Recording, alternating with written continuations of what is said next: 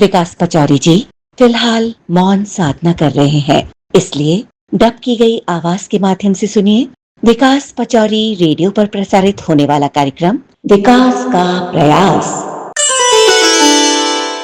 मित्रों, आज मैं मौन पर अपने एक मित्र द्वारा कही गई बात से शुरुआत करना चाहता हूं।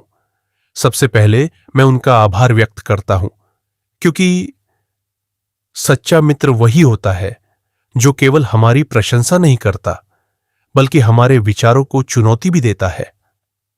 मेरे एक मित्र ने मेरी मौन साधना पर टिप्पणी करते हुए लिखा, मौन को स्वीकृति देने का दूसरा अर्थ यह भी है कि सामने खड़े प्रश्न और प्रतिप्रश्न को स्वीकार किए बिना स्वयं को उनसे अप्रभावित रखते हुए स्वसंतुष्ट मान लेना। मित्रों, पहली नजर में यह एक कटाक्ष जैसा लग सकता है, लेकिन यदि गहराई से देखा जाए तो यह एक विचारणीय प्रश्न भी है, और ऐसे प्रश्न ही हमें आत्ममंथन का अवसर देते हैं। मित्रों, मौन का अर्थ प्रश्नों से भागना नहीं है। मौन का अर्थ यह भी नहीं है कि हम स्वयं को सही और संसार को गलत मान लें। मेरी समझ में मौन का अर्थ है हर प्रश्न का तत्काल उत्तर देने की मजबूरी से मुक्त होना, हर प्रतिक्रिया को शब्दों में व्यक्त करने की आवश्यकता से ऊपर उठना और स्वयं को भीतर से देखने का अवसर देना। मित्रों, जीवन में प्रश्न भी आवश्यक है और आत्मचिंतन भी।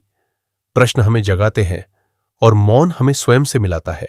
यदि केवल प्रश्न होंगे तो मन अशांत रहेगा, और यदि केवल मौन होगा तो विचारों की परीक्षा नहीं होगी। इसलिए दोनों का संतुलन आवश्यक है। मित्रों, मेरे मित्र की बात ने मुझे यह सोचने पर मजबूर किया कि कहीं मेरा मौन केवल चुप्पी तो नहीं बन रहा, और यही किसी अच्छे मित्र की पहचान होती है। वह हमारी सुविधा नहीं, हमारी चेतना बढ़ाता है। मित्रों, मैं आज भी मानता हूं कि कुछ प्रश्नों के उत्तर शब्दों से नहीं, जीवन से दिए जाते हैं, और कुछ उत्तर ऐसे होते हैं जो बहस में नहीं, मौन में मिलते हैं। इसलिए मैं अपने मित्र के प्रश्न का स्वागत करता हूं, क्योंकि जो मित्र आपके विचारों को चुनौती दे सके, वह आपकी यात्रा को और अधिक सार्थक बना देता है।